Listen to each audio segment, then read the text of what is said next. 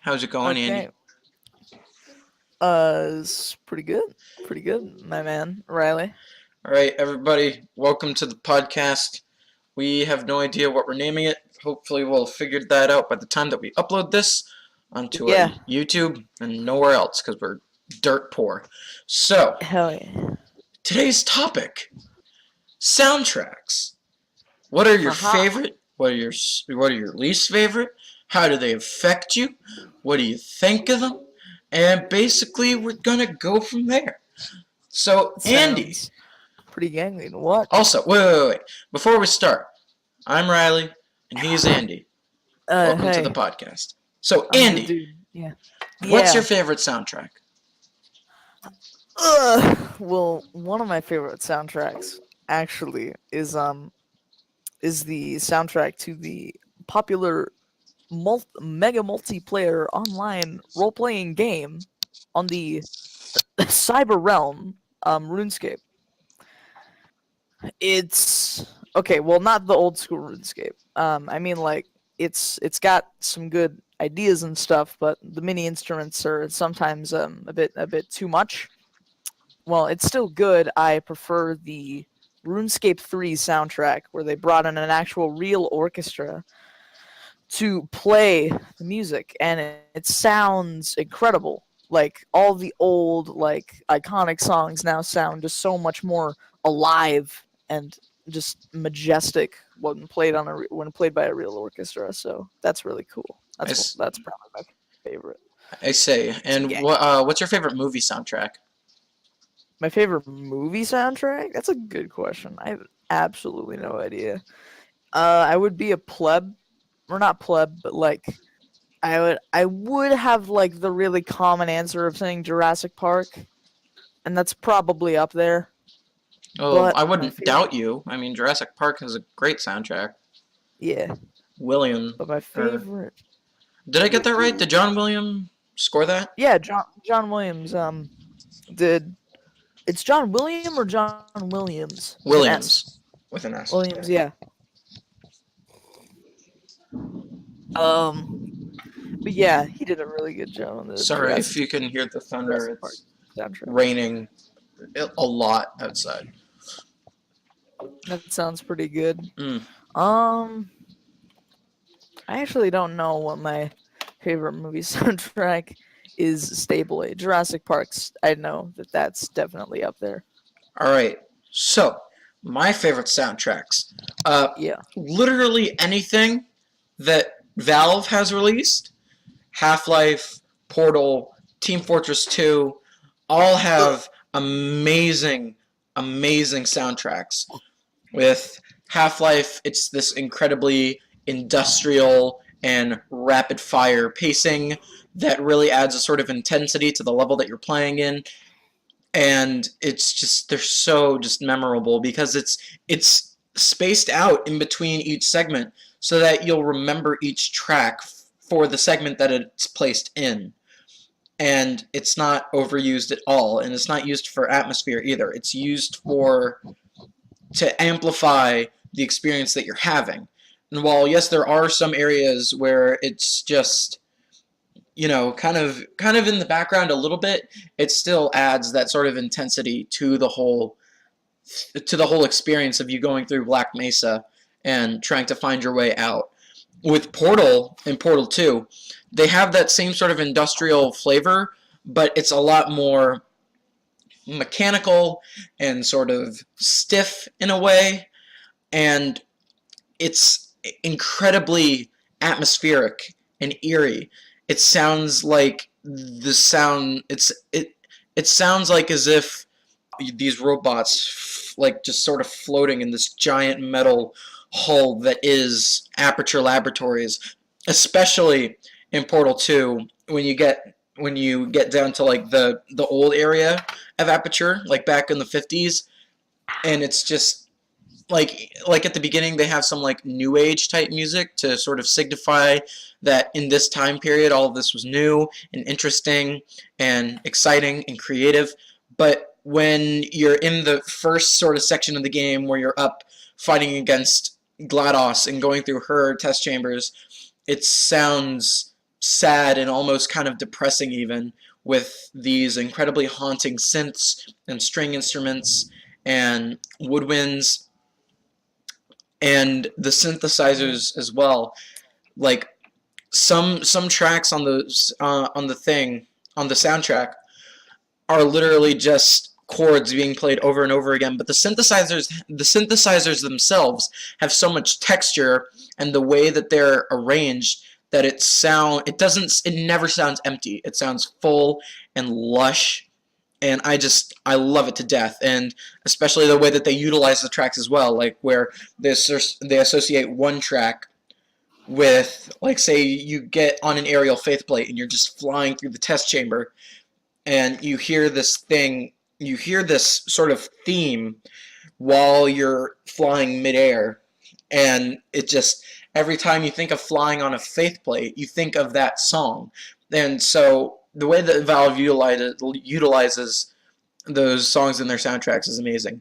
And Team Fortress 2 is probably my favorite, because it fits the time period that the game is set in so perfectly, that like they have all of these really fiery and intense trumpets and trombones and brass sections, paired with these really sort of smooth yet intense saxophones and flutes, and then all of these things, and the percussion is really great on these as well.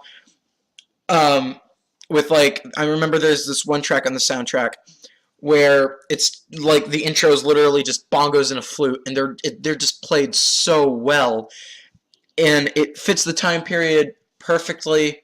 It sounds like you're experiencing something from that time period, which is like around like the 1890s to 1920s, back when that style of music was incredibly popular. But not only that, it's expertly arranged, and it just sounds so good and lush, and just especially even when, like, during the Man vs. Machine updates, where they went for a more robotic and like synthetic style, it still holds its ground in those roots of like the sort of big band jazz era of music.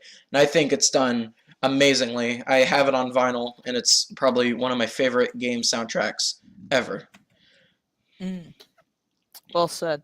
I really need to play or at least like listen to the Portal soundtrack, because I've heard it's like amazing. I've heard you say it's great too, Yeah, like in the yeah, past. it's on Also, Spotify, so. But okay, it's like 4 hours long if you listen to the whole thing. nice.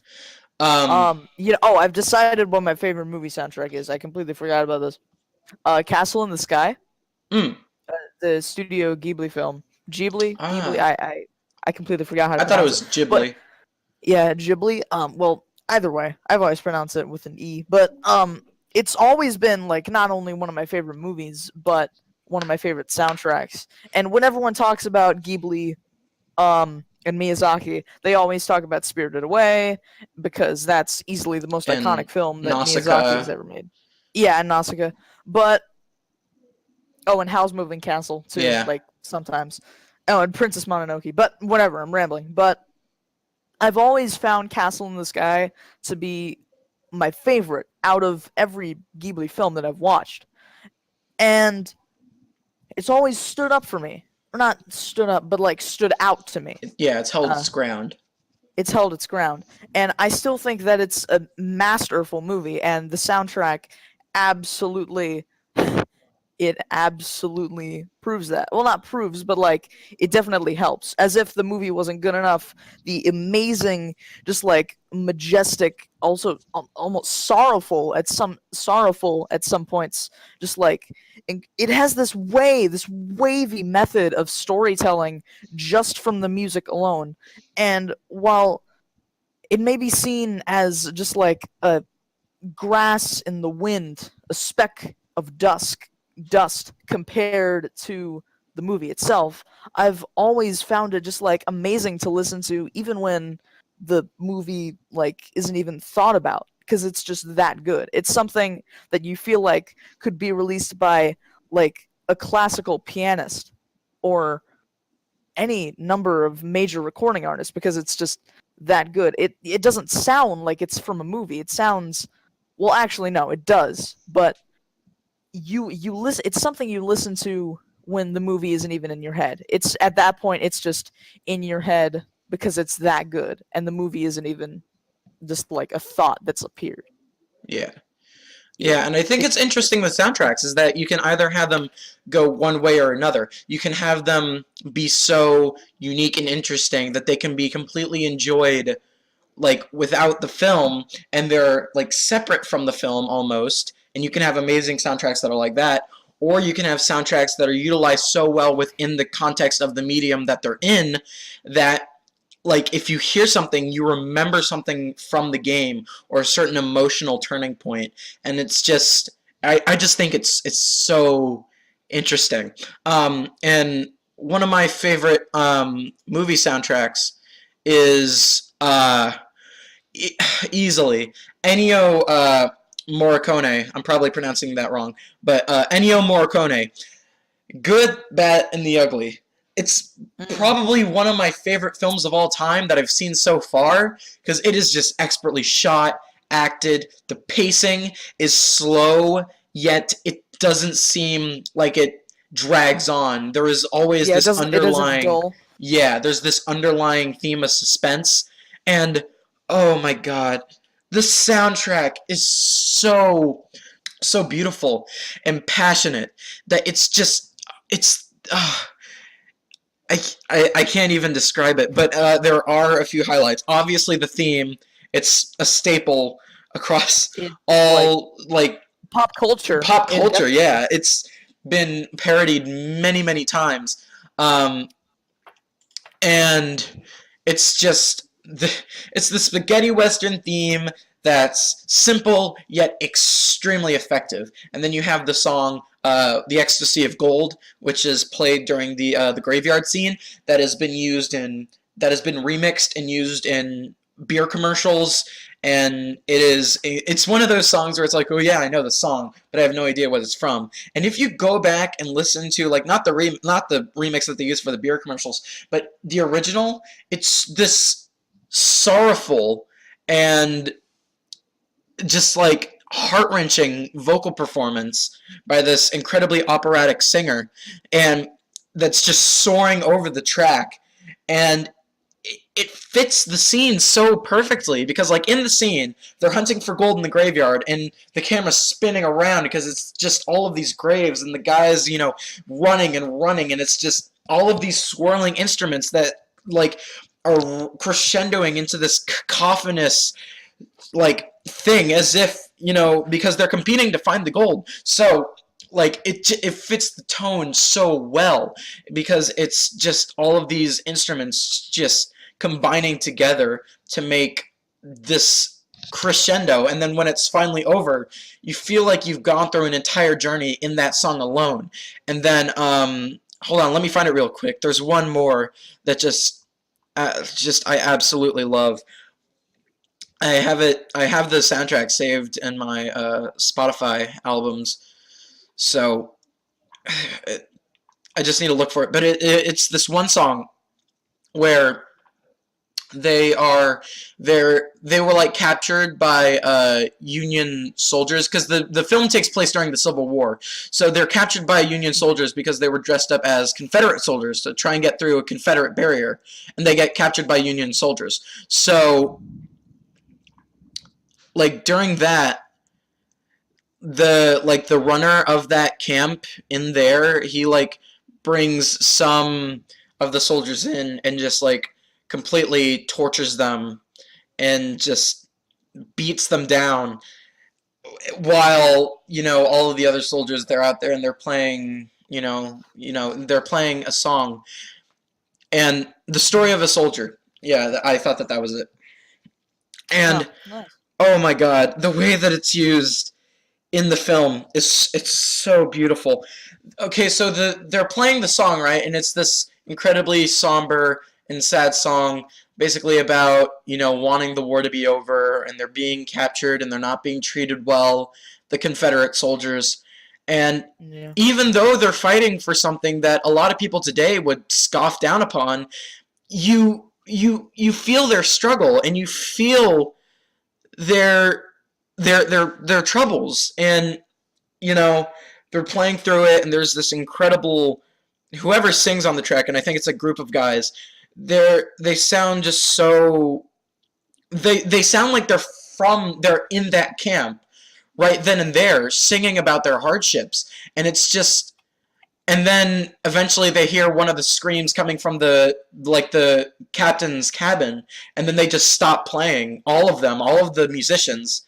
And then the guy that's like watching over all of the soldiers, he's like, "Hey, why'd you stop playing?" And then they keep on playing, but the look on their face is just, we know that someone just got hurt, or someone might have just gotten killed. One of our friends, one of our soldiers, one of our allies just got killed. Yeah. And all we can do is just play this song, and the song just represents that perfectly, that feeling of just bad things are happening and I don't want them to happen, but there's nothing that I can do about it. And it's just I love it to death, and that's probably my favorite movie soundtrack. Some other great ones are The Incredibles, the first Incredibles. Michael Giannocci, I think his name is. Great jazz and like jazz flavored instrumentation that still fits within the confines of the movie and doesn't overpower it at all. The theme is absolutely amazing, and it's a lot of fun to listen to even without the movie on. It's just a ton of fun. Well, you have a knack for this. Well, I like describing things and like giving recommendations and stuff like that. All right, so we are going to move on to the album portion of this podcast. We're not even 30 minutes in. Cool. All right, let's go. So what album would you like to talk about? I have literally no idea. What album can we talk about? Does it? I don't know. We probably should have thought of this beforehand, and we probably should do that, like, for all our future episodes. All right. Okay, so let's see. Albums. See, I know a lot of our viewers. I have no idea, like, if any are watching right now. Veteran. Have you listened to Veteran? Veteran by JPEG Mafia? No, yeah. I have not. Oh, you haven't? No, not yet. No, I haven't listened. How about Kids See Ghosts? Have you heard that one yet? No. I'm not really. I am not a hip kid. How about Bags and Train? No, I've heard you recommend that multiple. I thought you listened to it, Andy. When did I say I listened to it? I don't know. This is like sometime. I don't know.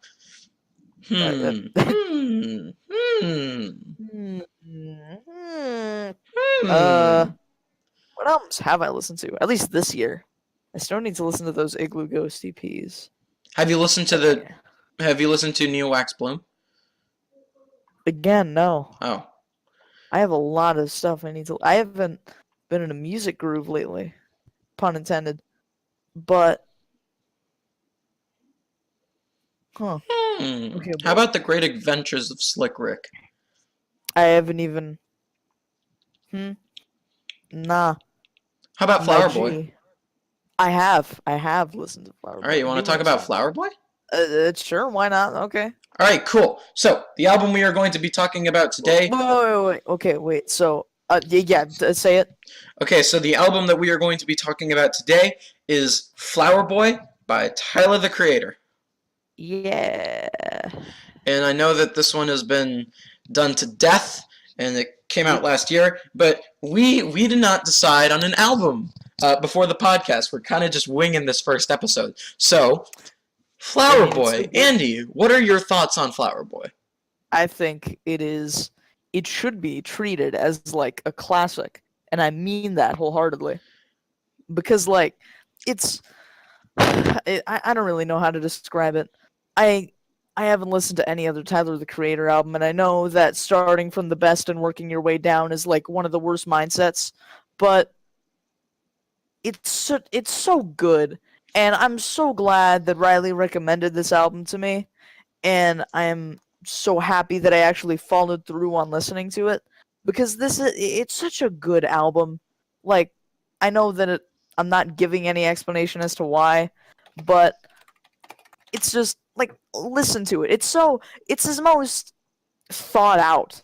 I don't know about thought out is the right word, but is like his most awe-inspiring album to date, at least from what I've heard. And honestly, every time I listen to it, I just enjoy the experience just as much as the last time. It's that good. It never gets old. It's something that you can always come back to no matter what mood you're in. And it'll just cheer you up to hear it. Even like, it's just, Yeah, especially the I song love it. It's Boredom. so poetic. That fucking intro. When It you're is. having fun. Oh my god. It always Also, puts me in a good mood with those plucky synths in the background. It's like, but it's also like it's very melancholic. I'll say that. The album is kind of melancholic because while it does have a lot of extremely lush and flavorful and bright instrumentation, and the synths that he uses are incredibly bright but are still in his repertoire because it manages to be dreary. Yeah, Even with especially that. on the song like Pothole with these like just Yeah. these looming kind of, well, not looming but just in the background, these strings that are just like, and it Yeah. adds this sort of sadness to the track, or like kind of weariness to the track. Yeah, and also I don't mean to interrupt here, but like, are we gonna be revealing our album of the episode in our thumbnails? Yeah, yeah. Oh, okay, good. Because I'm doing the thumbnail like as we speak. But like, yeah, cool, All right. rad. So, and yeah, like it's also another great thing about Pothole is, surprisingly, Jaden Smith's contribution is, Isn't bad. I think it's amazing in my Yeah, opinion.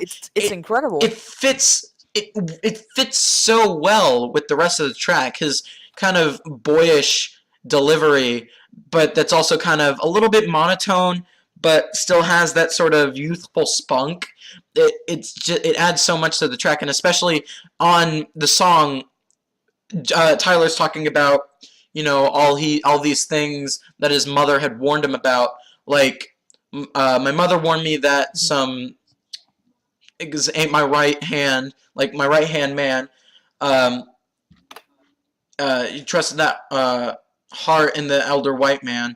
His name is Clancy. I fancy him. Gotta give him props. He's the only reason why dealerships even let me cop. So he's built off of this. He's built up off of this guy who took him under his wing.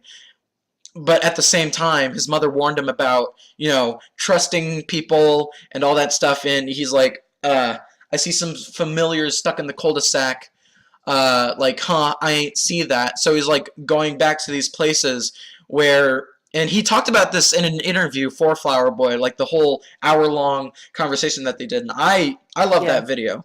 I think it's a great, like, introspective look into the album. And so he's like on this car ride about, going back to these places where his mama had told him things, and he's like remembering those things. So he sees some familiars stuck in the cul-de-sac, and then he hops out and he wants to help, but he doesn't know if he should help them or just let them figure things out by themselves. It's like the people that he wants to help, he doesn't know if he should help them and give them the help that they need, or if they should learn from their mistakes.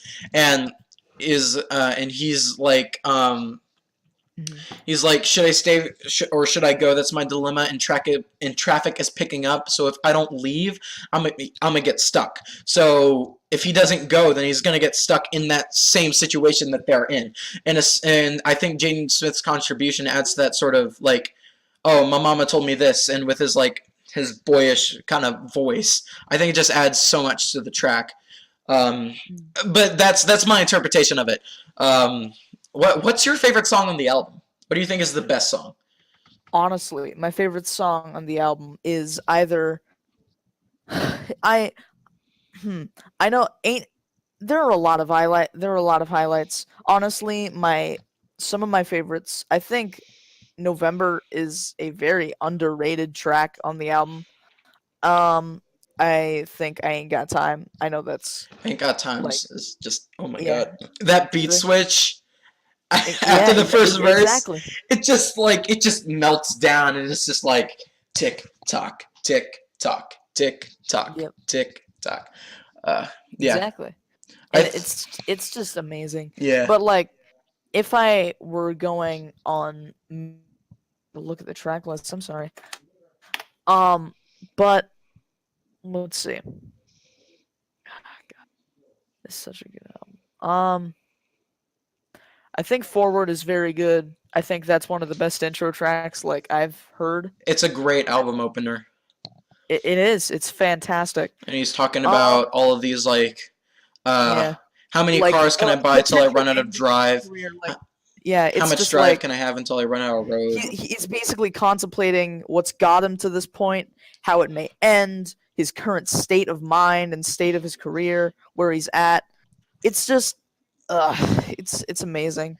That's a really good one. Where This Flower Blooms is also That yeah, that's what I was gonna incredible. say. I think that that's probably my favorite track. It's just after that first like verse thing where it just spins out into these like incredibly swelling synths and like like his group of friends chanting "oh" and all that stuff. I don't know. It's just the drop on that song is so orgasmic in my opinion. Where it's like run it, Mm. run it, run it, run it with nothing else in the background, and then it just explodes with all of this lush like the drums and the guitar and the synths. It just I don't know. I think that that's probably my favorite song. Even though it's not my favorite like verse or but I do think that it's my favorite instrumental on the whole album. When I first listened to it, I thought Pothole was the best cuz I thought it was like the one that you could like the one that you could dance to the most or like the one that I would listen to a lot more because it's kind of it's somber, it's melancholic, and uh, I think Jaden Smith's hook is extremely memorable and catchy. Pothole, watch out for the pothole. Watch out for the Yeah, pothole. it is. Let's see what else. See You Again. See You How Again's could I great. forget See You Again? It's great. Yeah, it is. Huh, Oh, that's weird. In the Spotify listing, it goes 1, 2, 3, 4, 6. wait, what? Pothole, yeah. I'm looking at the Did they just Spotify thing right completely now. forget about that boy? Just Oh completely my wait, god! wait, Wait, it's not there! What the? wait. Did it Wait, get view taken full off? album. Hold on. Huh. Apparently I didn't have Who Dat Boy saved. That's weird. That's weird. Alright. That's dumb. Alright. Okay. Well, Uh, yeah. That's all in all. It's just a fantastic album. My favorite tracks in well, I know I haven't said it in like general clearly. My favorite tracks: Forward, Where This Flower Blooms, I Ain't Got Time, and 911, Mr. Lonely. Those are my four favorite. If I had to pick my all-time like actual like clear favorite out of those four, it would probably be Where This Flower Blooms. I think Second, Dropping Seeds is overrated. over or under? Underrated. Sorry, underrated. Because it's only a Yeah. minute long and like it's Lil Wayne, and I can see how his nasally voice would turn off some people on the album. But the instrumental is just like this kind of like lounge jazz type thing, and it's incredibly laid back and smooth, kind of like something that you would hear in a coffee shop, like a really Yeah. hipster coffee shop. Um, Yeah. and Lil Wayne's bars on that are absolutely hilarious, and the way that he references sex, it's so funny. My bitch got an apple bottom and she swallowed my seeds. Oh, it's so funny. And Yeah. then Tyler comes in for like a little mini verse at the end. Um, and I love it. I think that Yeah. 911's better than Mr. Lonely. Um, Mm. But what would be my all-time favorite track on this? I'd have to say either Where This Flower Blooms or Garden Shed. Oh yeah, Garden Shed's Garden really good. Shed's amazing. The intro is absolutely fantastic. It's this incredibly like lush piece of funk with these incredibly prominent and like strong lead vocals from Estelle that just adds so much to the track. Um, and I think Garden Shed's probably my favorite song on the album, or at least I think it's the best song on the album. Like, but for like Yeah. listenability, I think probably Where This Flower Blooms is my favorite, and I think Garden Shed is the best track. Mm. Yeah. Yeah. Yay. All right. 40 minutes in. Yeah. Okay. So, if you have any questions for us, because I think we might do a question section in the next Yeah. video. So if you have questions for us, leave them down in the comments. I do And that, yeah. yeah. Okay. So time for the album pick for the next one. Do you want to take it, or do you want me to take it? Because I got some Wait, juicy so- ones. Okay, so we're picking an album for the next episode. When is Yeah. the next episode? When are we recording it? I don't know. Whenever we want to. All right, gang. Okay. Do you want to Let's take? see. Do you, Okay, do you want to take the recommendation or? Sure. So whatever album I pick is gonna be the album we discuss next podcast. All right. And try and pick Okay. one that the other person hasn't listened to. Hasn't listened to. Okay. So. So that's like a new experience for them. All right. Cool. Let's see. Can I? All right. Pretty sure I got one. So, have you listened to Taiga by Kubbi? Sent it No, in Discord like a while ago, but did you listen to? no, I did not. And I heard that Okay. it was a pretty good chiptune album. It's incredible. Kenny said it was like one of the most beautiful albums he listened to. All right, these viewers don't know who he is. Yeah, but we know. Who I mean, he is. unless we're like showing this to our friends and literally no one is watching but them. But yeah, I think that's gonna be the album. All right. So what's the album? Taiga by Kubbi. Kubbi is the artist name, and Taiga as in the biome is. Yeah. All right. So Yeah. Taiga by Kubbi is gonna I think be that's how you pronounce it. Yeah. the next album that we discuss in the next episode. Yes. So if you don't want the albums spoiled for you for the next episode, then go check. Listen to it. Yeah, go Yes, listen yeah. to it, and we'll see you guys in the next episode. Bye. Yeah. Bye.